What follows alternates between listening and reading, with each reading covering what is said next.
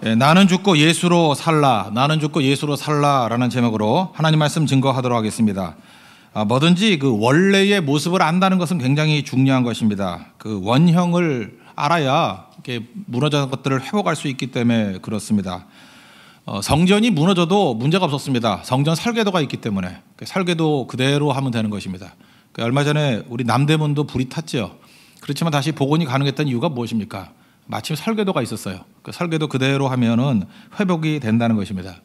그리고 하나님께서 인간을 만드셨을 때 인간의 설계도가 뭔지를 설명하면 이런 겁니다. 우리 내면이 있고 외면이 있거든요. 우리 내면에는 하나님만이 들어갈 수 있는 절대 영역이 있어요. 그래서 내 안에는 하나님이 계시게 만들어 놨습니다. 그게 인간이에요. 그리고 외부에는 하나님께서 인간을 돕도록 만든 여러 가지 물질들, 이걸 A.W. 토저는 things, 그냥 뭐 사물들이라고 했어요. 여러 가지 things들이 있어요. 이렇게 사물들이 있어요. 물질들이 쭉 있다고요. 이게 인간입니다. 그래서 내부에는 하나님께서 함께 하셔가지고 우리와 함께 동행하시고, 외부에는 많은 것들이 창조할 때 보세요. 많은 이 thing들, 이 물질들이 우리를 돕고 우리를 축복하기 위해서 만들어졌다는 것입니다. 이게 인간이에요. 근데 죄가 들어왔습니다. 죄가 들어오니까 어떤 일이 벌어져요? 내 마음의 중심에 있는 예수님, 하나님을 쫓아내버리고, 이제는 우리가 외부에 있는 것들을 축복으로 사용해야 됐던 이런 물건들, 물질들이 내 내부에 들어와서 주인이 되더라는 것입니다. 이게 타락이에요. 이때부터 오게 된 게 뭐냐? 평안이 깨져버렸어요. 그래서 내 안에 하나님이 계실 때 평안이 있는데 평안이 다 사라져서 맨날 우울증 걸리고 약 먹고 어려워진다는 것입니다. 잠도 못 자고. 그 다음에 질서가 다 무너져 버렸습니다. 뒤죽박죽이 돼버렸어요. 그리고 하나님께 뿌리를 내려야 되는데 물질에 뿌리를 내리게 되는 이상한 일들이 벌어지게 되었다는 것입니다. 그래서 신앙이라는 게 뭔지 아십니까? 회복이에요. 원래의 상태로 돌아가는 거, 회복을 우리가 말하고 있습니다.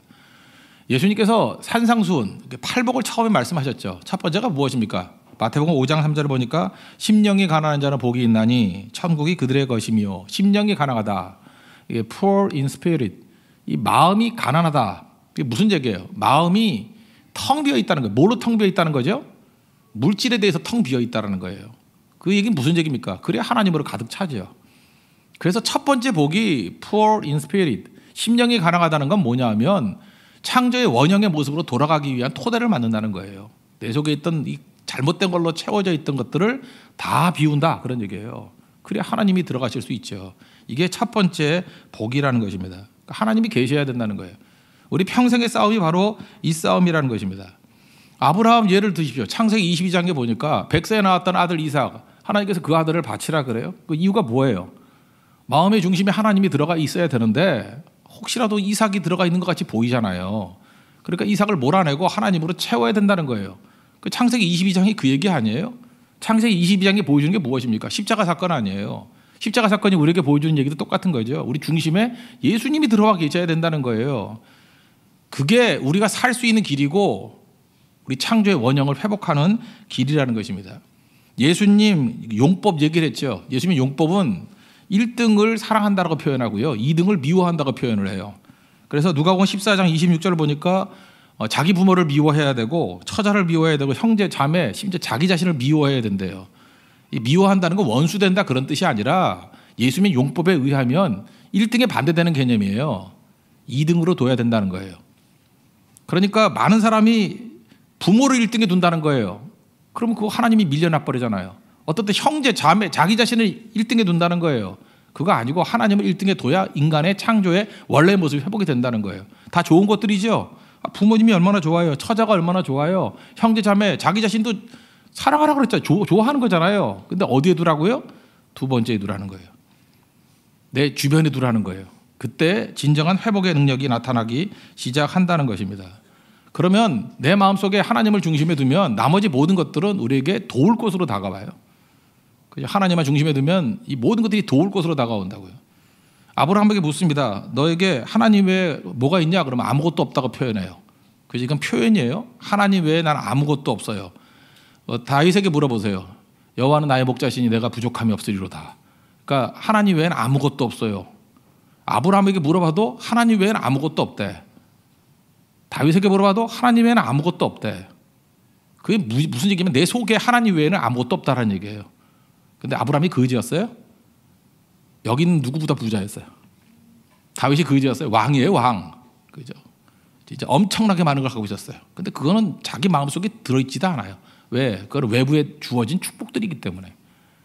이렇게 살라는 거예요. 이게 원래 창조의 모습을 회복하는 것입니다. 그래서 여러분들 이 언어를 속으면 안 돼요. 하나님은 아무것도 없어. 그건 뭐냐? 내 마음속에 중심에 하나님이 와 계신다는 거예요. 예수님이 와 계신다는 거예요. 그것에 대한 회복입니다. 오늘 그런 의미에서 4장 7절을 한번 보세요. 고린도서 4장 7절. 이 얘기죠. 우리가 이 보배를 질그릇에 가졌으니. 질그릇이 뭐예요? 나라는 거예요. 연약한 모습. 보배는 예수님입니다. 부활하신 예수님. 그러니까 이 예수님께서 내 안에 계신다는 거예요. 그러니까 보배를 질그릇에 가졌다. 이 얘기는 창조의 원래의 모습을 회복했다. 그런 얘기하고 똑같다라는 것입니다.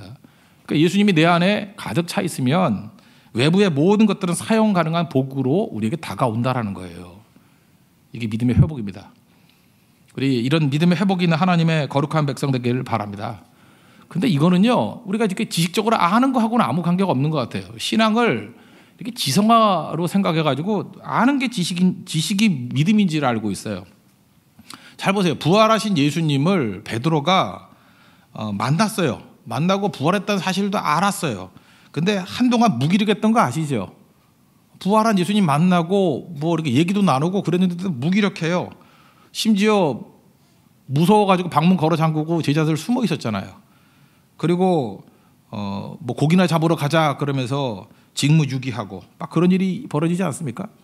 근데 오늘 8절과 9절 보니까 뭔가 좀 다르죠. 사방에 우겨쌈을 당해도 쌓이지 않고 답답한 일을 당해도 뭐 낙심하지 않고 핍박받아도 뭐 버림받지 않고 거꾸로 트라임. 이게 뭐 영어 성경 보니까 넉다운이에요. 넉다운 당해도 넉아웃 되지 않는다. KO 되지 않는다. 뭐 이런 식의 표현을 막 쓰고 있어요. 뭐가 좀 다르잖아요. 지식하고는 좀 다른 것 같죠. 이게 무슨 얘기입니까? 신앙이라는 것은요, 아는 것, 뭐 이런 체험도 아니에요, 사실은. 이게 베드로도 다 겪었잖아요. 무리를 걷던 거, 뭐 죽은 자를 살리는 것들, 변화산 체험도 있었고 지식도 있었고. 그래도 무능력하잖아요. 언제 능력이 있어졌습니까? 그 내면 속에 하나님이 들어와 계셨을 때. 여러분, 예수님의 부활이 뭐냐면 예수님이 사도행전 1장 4절에서 보니까 기다리라 그랬죠. 다 부활도 받고 40일 동안 뭐 이렇게 말씀도 듣고 다 훈련 받았어요. 그런데 기다리래요. 1장 8절에 가면, 사도행전 1장 8절에 가면 오직 성령이 너에게 임하시면 너희가 권능을 받고, 그러면서 그 성령의 임재를 기다리라는 거죠. 성령의 임재가 뭐예요? 성령은요, 부활하신 예수님의 영이에요. 그래서 예수님께서 함께 계시기 위해서 성령을 보내주시는 거라고요. 그래서 이 시대에는 예수님과 함께 했다는 게 뭐예요? 성령과 함께 한다는 거예요. 그래서 모든 사람들에게 창조의 능력을 회복하기 위해서 성령 시대를 연 거예요. 성령이 오셔서 우리 안에 마음의 중심에 하나님이 계신다는 거예요. 성령 하나님이. 그때부터 이 주변에 있는 모든 것들에 질서가 잡히게 되고 능력을 발휘하게 된다라는 것입니다. 그러므로 사실을 안다는 것, 체험한다는 것과 내 안에 계신다는 것은 하늘과 땅 차이예요.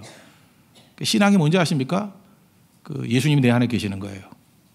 예수님이 내 안에 계신다는 것은 또 다른 말로 하면 예수님의 영이 성령께서 내 안에 계신다는 것과 똑같다는 것입니다. 그러면 내 안에 이제는 내가 사는 게 아니죠. 누가 살아요? 예수님이 사시는 거예요. 예수님이 영이 사시는 거예요. 그래서 10절, 11절 보니까 뒷부분 보세요. 예수의 생명이 또한 우리 몸에 나타나게 합니다. 내 안에 예수님이 계시니까 예수님의 영이 생명이 나타나는 거고, 11절 뒷부분 보세요. 예수의 생명이 또한 우리 죽을 육체에 나타나게 함이라.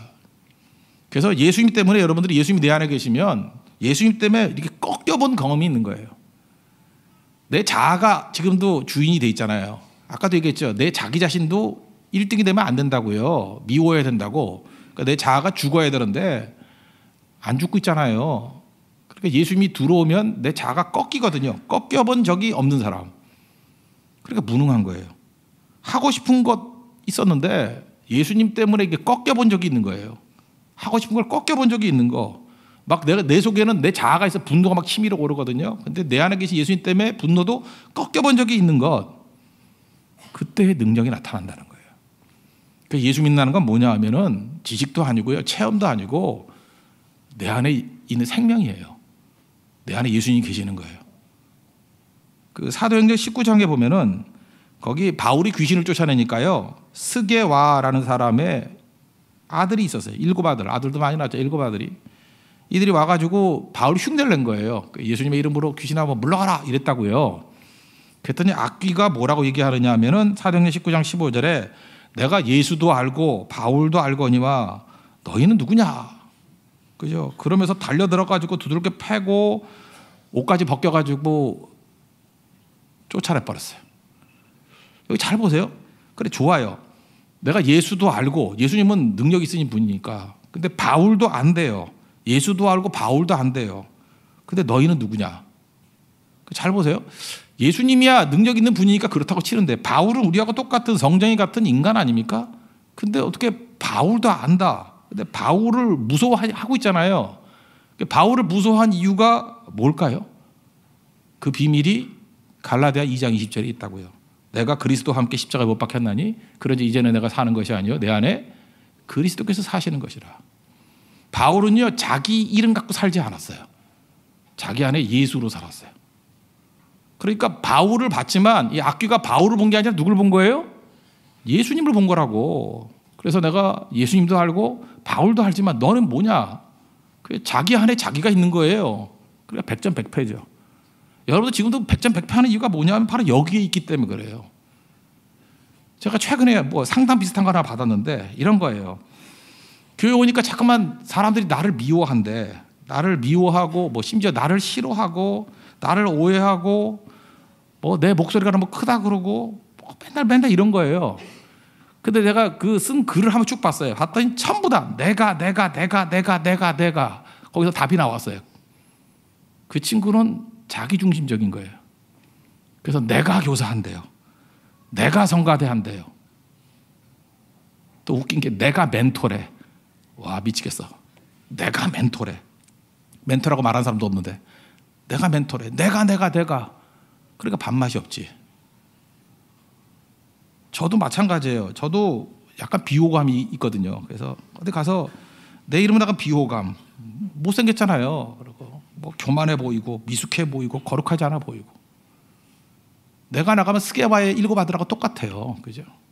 아무것도 아닌 거예요. 그러니까 멘탈 깨지는 거죠. 여러분들 봐요. 맨날 낙심하고 좌절하는 이유가 뭐냐면 여러분의 브랜드로 나가면 다 깨져요. 뭐가 아름다워 보여요, 여러분들이? 뭐가 잘나 보여요? 그냥 인사치레로 좋다 그러는 거예요.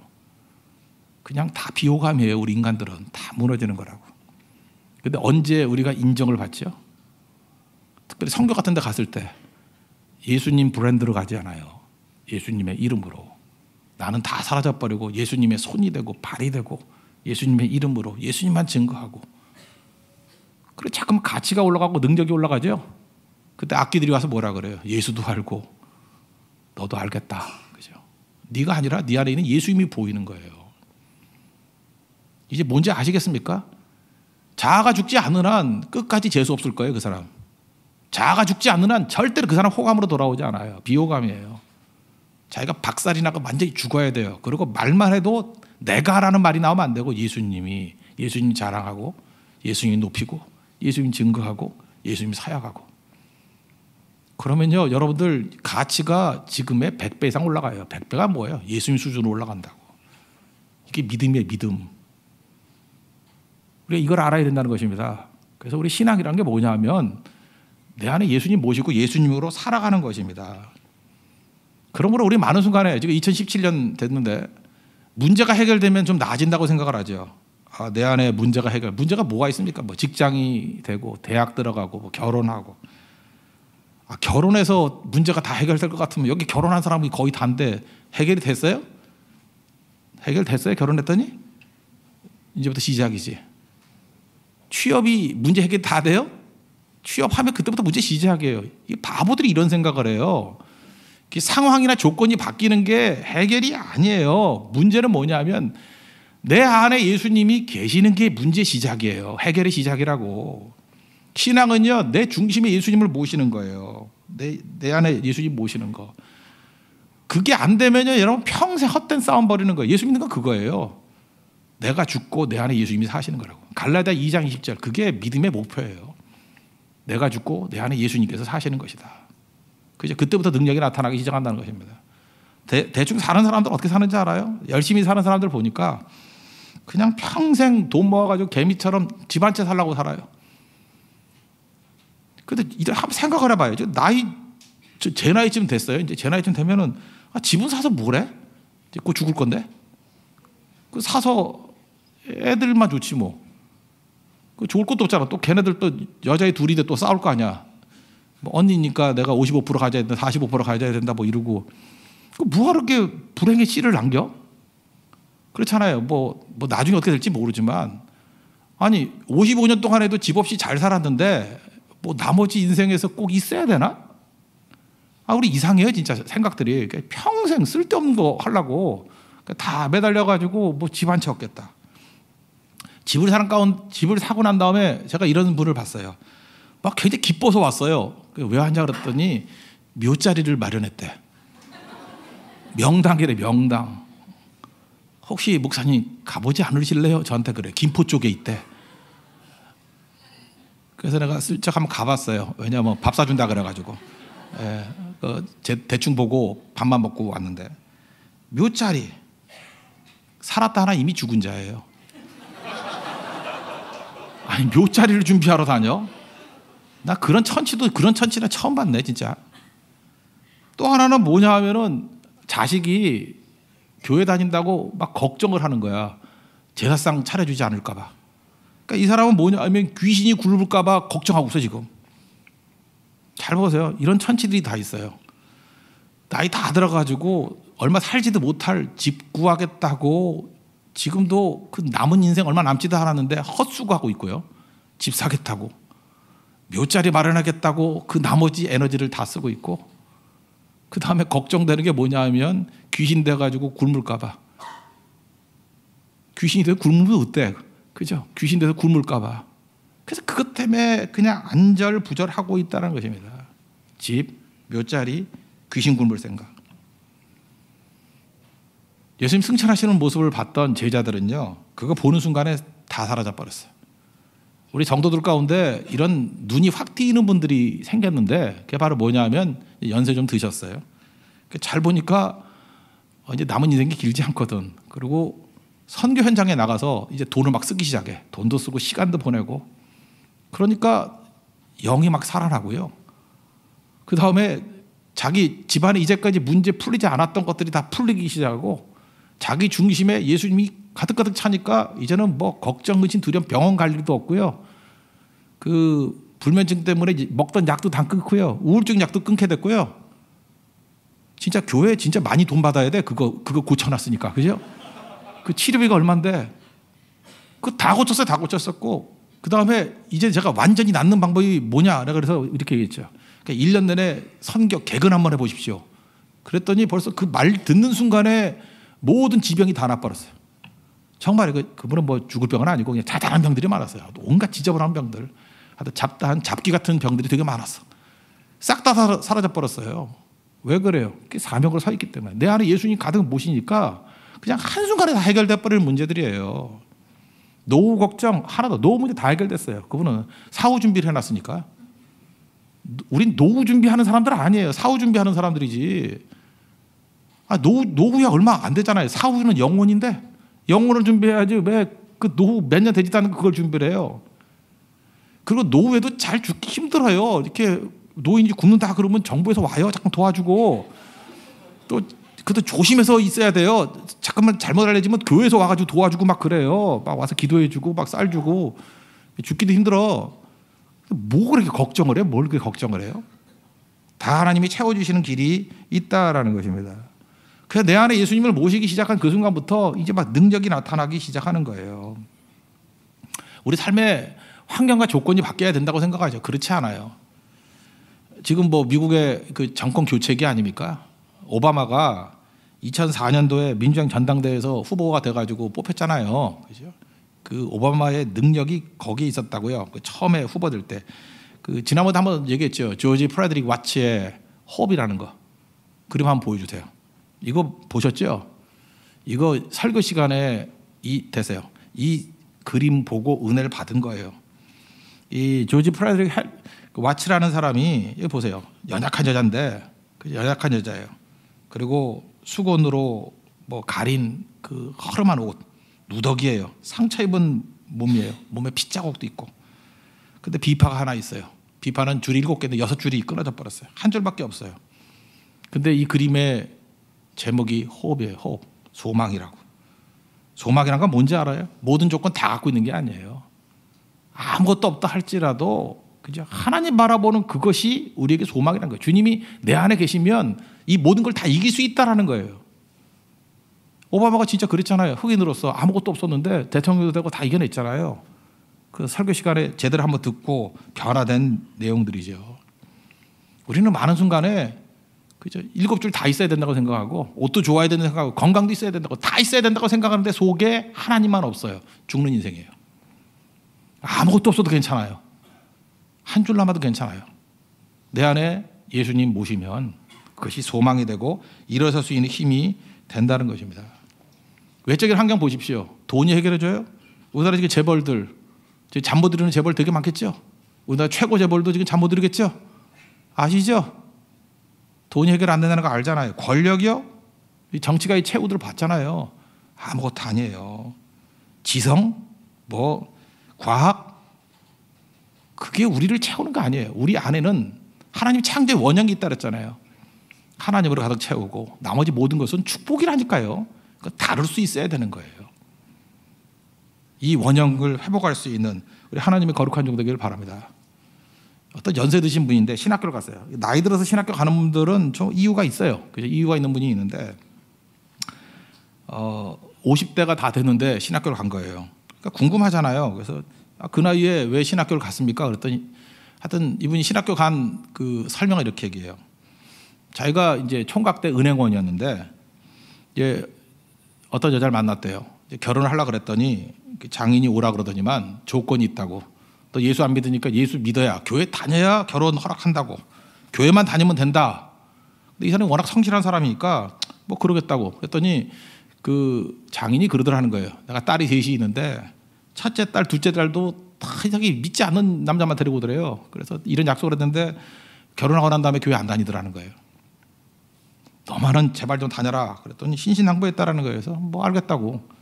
성실하니까 교회를 다녔죠. 그 성실한 사람이 교회를 계속 다니면요, 그냥 집사를 줍니다. 그거 아시죠? 그냥 집사를 줘요. 뭐 믿던 안 믿던 따지지도 않고 그냥 집사라 그래요. 나는 우리 교회에서 집사를 준 적이 없는데 그냥 집사님이라 부르대. 그래서 민망해가지고 나는 성도님이라 계속 부르는데 나만 성도라고 그러고 다 집사라 그래요. 그래서 본인도 거절도 안 해. 그냥 집사라 그러는지 알아요. 집사는 집사 줘야 집사라 그래야 돼요. 아무나 집사라 그러면 안 돼요. 은행을 다니니까 뭘 시키겠어요? 재정부를 시키는 거예요. 재정부도 오래 하면은 중직이 돼요. 뭐 안수 집사도 되고 뭐 이렇게 돼요. 그러니까 누가 봐도 성실한 사람이고 누가 봐도 뭐 예수 잘 믿는 사람 같이 보이잖아요. 근데 이분은 예수를 안 믿은 거예요, 아직까지.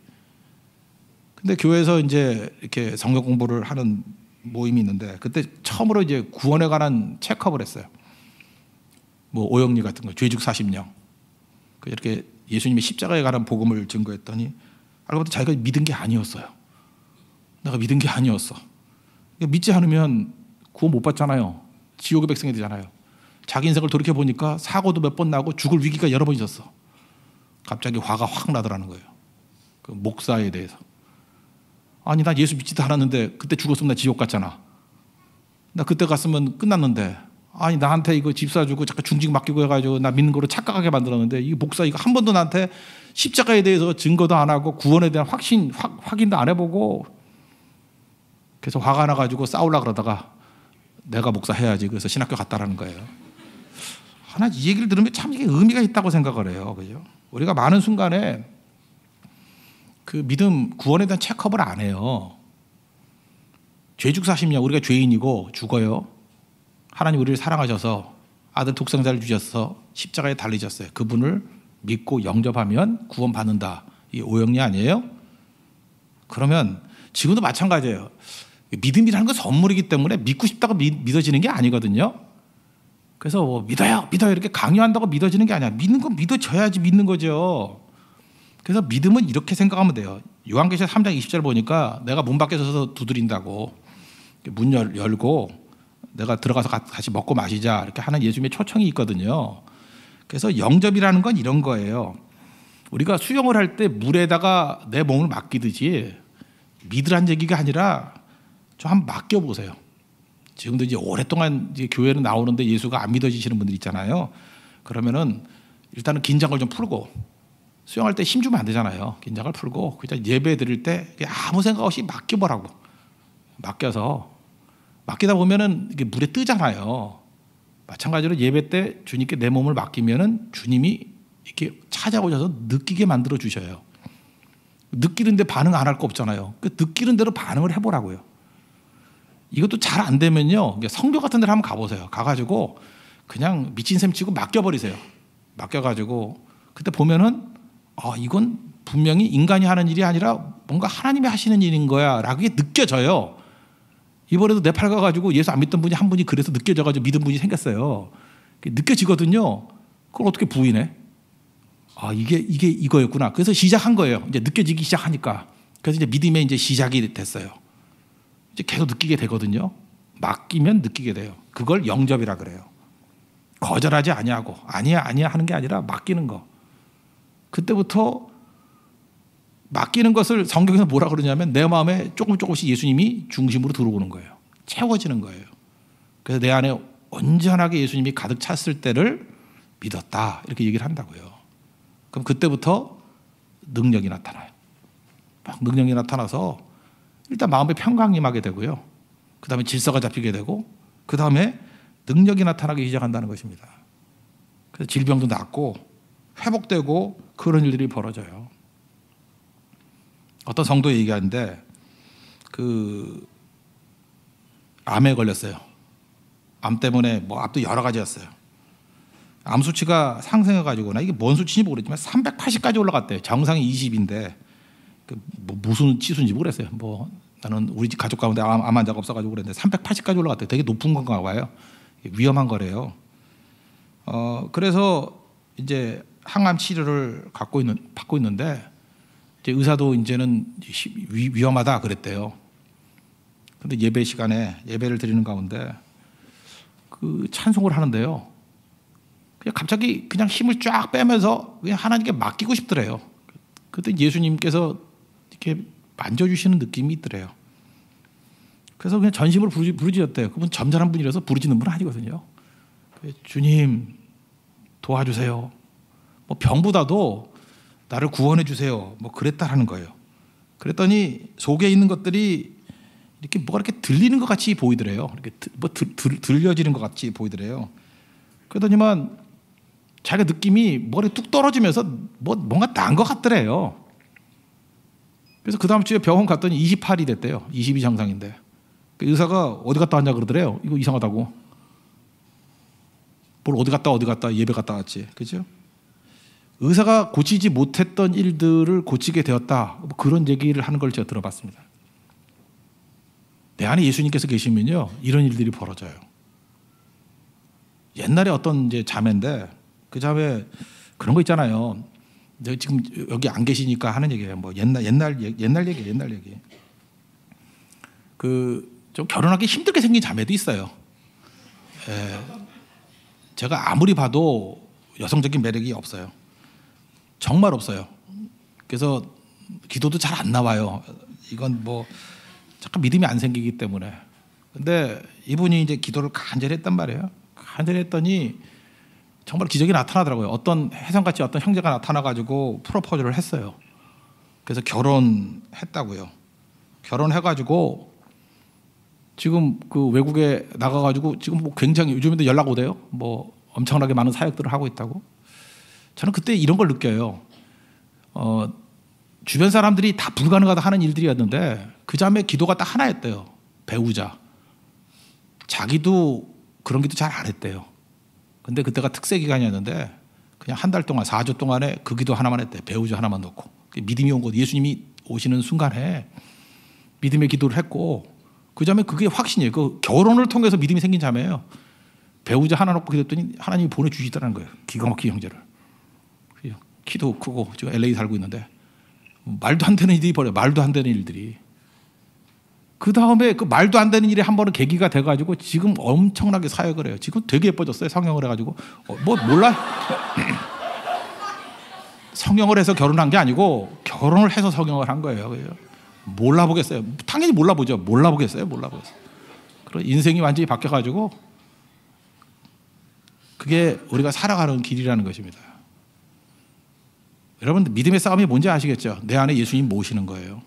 그럼 그 다음에 어떤 일이 벌어지느냐? 이게 흘러넘치는 거거든요.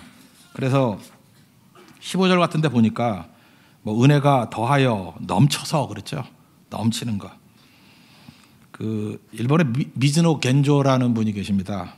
이분은 장애인인데 온몸이 다 마비가 돼 눈동자만 움직이는 분이에요. 근데 시집을 썼어요. 우리나라에서 책도 소개됐어요. 감사는 밥이다. 뭐 이런 책인데 감사는 밥이다. 2014년에 나온 책인데 미즈노 겐조. 어떻게 시를 썼느냐 하면요. 그 히라카나가 50자표가 있잖아요. 일본어가 50개잖아요. 그렇게 엄마가 이렇게 1번부터 이렇게 쭉 찝으면은 깜빡하면 찍는 거예요. 그래서 히라가나 하나 하면은 그거 찍어주고. 그러니까 한 단어 만드는데 얼마나 힘들겠어요. 그죠? 50개 다 돌아갈 때마다 한 번씩 깜빡할 때마다 찍어주고. 그래가지고 책을 썼어요. 그죠? 그 시를 썼다고. 근데 그 양반이 했던 그 대표적인 구절이 뭔지 알아요? 내 은혜가 내게 족하. 예수님이 그 안에 중심이 되니까 환경이 하나도 바뀌지 않았어요. 이게 아마 인간이 가진 육체적인 능력 가운데 이만큼 능력 없는 게 있어요. 눈만 깜빡할 수 있는 힘밖에 없어요. 그래서 내 은혜가 내게 족하대요. 그 미즈노 겐조를 통해 가지고 흘러넘치는 은혜가 지금도 수없이 많은 건강한 사람들을 주께로 돌이키고 있어요. 이게 생명이에요. 기독교는 이런 겁니다. 기독교는 생명이에요. 사도 바울은 뭐라 그래요? 지금 육체적으로 갇혀 있잖아요. 포위당하고 압박당하고 여러 가지 어려운 가운데 놓여 있다 할지라도 절망하지 않아요. 사방에 우겨쌈을 당해도 당하지 않는데요. 정답이 뭐예요? 보배를 질그릇에 가져 있기 때문에. 우리 신앙은 이겁니다.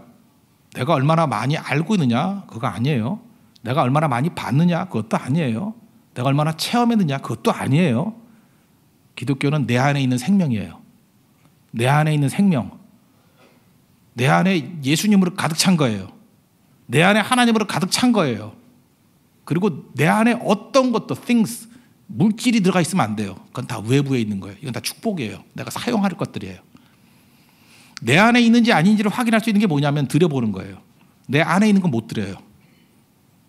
이삭이 내 마음에 있었다 그러면 못 드렸어요. 내 밖에 있으니까 드리는 거지.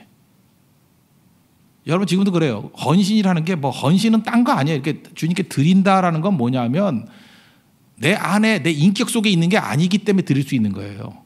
내 인격 속에 있는 건 못 드려요. 그래서 드리는 걸 보면 알아요. 베푸는 걸 보면 안다고. 그래서 하나님께서 우리 인간을 디자인하실 때 잊지 마십시오. 내 안에 영적 공간을 만들어놨는데 하나님만으로만 채워야 돼요. 그리고 나머지 모든 것은 이 things, 이것들은 축복이에요. 사용 개념이에요. 아브라함도 그렇고 다윗도 그랬고 하나님만을 모시니까 우리가 보통 말할 땐 거부였어요.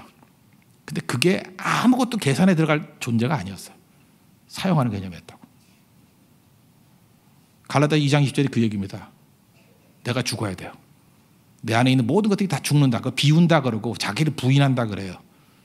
그 누가복음 9장 23절 같은 데는 아무든지 나를 따라오려거든 자기 자신을 부인하고 자기 십자가를 지고 나를 쫓을 것이다. 똑같은 얘기예요. 이 안에 있는 건 다 비워버리고 예수님으로 가득 채워야 된다는 거예요. 나머지 모든 것들은 축복이라는 거예요. 사용 개념이라는 거예요. 이게 믿음의 회복입니다. 이 이미지를 가지고 우리 금년 한 해에도 제대로 믿고 제대로 사용될 수 있는 우리 하나님의 거룩한 종 되기를 바랍니다. 그럼 반드시 승리할 것입니다. 그래서 우리 2017년도에는 기대감을 가지고 하나님 앞에 능력 있게 쓰임받는 하나님의 거룩한 종 되기를 축원합니다.